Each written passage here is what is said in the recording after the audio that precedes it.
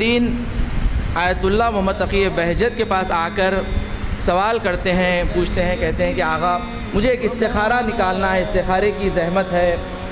تو آیت اللہ محمد تقی بہجت نے فرمایا کہ تم فاتح کبیرہ سے مدد کیوں نہیں لیتے،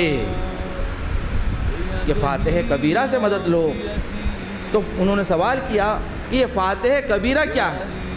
کہ آپ نے کہا فاتح کبیرہ یہ ہے کہ ایک مرتبہ سورہ حمد پڑھا جائے اور ایک مرتبہ 4 قل کی تلاوت کی جائے، سورہ کافرون، سورہ قل هو اللہ احد، سورہ فلق، سورہ ناس، یہ 4 قل کی تلاوت کی جائے اور اس کے بعد 7 مرتبہ سورہ انا انزلنا کی تلاوت کی جائے اور 3 مرتبہ آیت الکرسی کی تلاوت کی جائے۔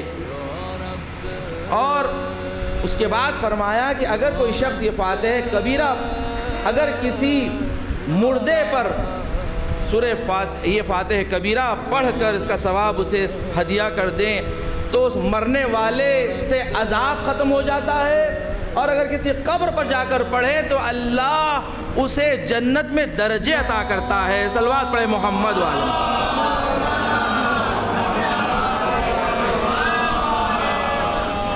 کہ اس میں کہ 1 مرتبہ الحمد، 4 قل اور 7 مرتبہ انا انزلنا، 3 مرتبہ آیت الکرسی اور درود کے سہارے کے ساتھ اسے جب ہدیہ کیا جائے اپنے مرحوم کے لیے تو بہترین تحفہ ہوتا ہے، اور اس کے بعد پڑھنے والے کے لیے اس قدر اجر رکھتا ہے کہ اسے کبھی استخارے کی ضرورت ہی نہیں پڑتی۔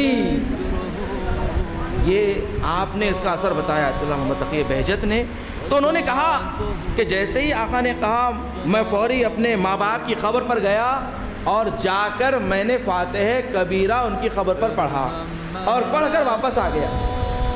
کچھ ہی دن گزرے، میری پھوپھی نے مجھ سے سوال کیا کہ بتاؤ کہ تم نے اپنے ماں باپ کے لیے کیا ہدیہ بھیجا؟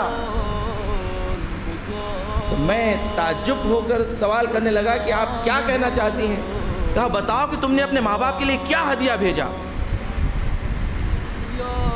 پھر میں نے سوال کیا یہ آپ کیا کہنا چاہتی ہیں؟ کہا میں نے تمہارے ماں باپ کو خواب میں دیکھا کہ جنت کے باغ میں بیٹھے ہوئے ہیں اور ان کے سامنے جنت کے طبق رکھے ہوئے ہیں کہ جس میں جواہرات سے بھرے ہوئے ہیں۔ تو میں نے ان سے سوال کیا کہ یہ نعمتیں آپ کو کیسے ملی؟ تو کہا میرے فرزند نے ہمارے لیے ہدیہ بھیجا ہے۔ اس کے بعد میں نے اپنی پھوپھی سے کہا کہ میں نے کوئی ہدیہ نہیں کیا بلکہ فقط میں نے فاتح کبیرہ کی تلاوت کی، فاتح کبیرہ کی تلاوت کی ہے کہ اس کا اجر ہے زان گرامی، بہت اجر ہے کہ اپنے ماں باپ کو فراموش نہ کریں، ان کی قبروں پر جائیں، اور اہل بیت کے بتائے ہوئے ہی یہ آیتیں ہیں، یہ سورے ہیں کہ جس کا اجر ہے۔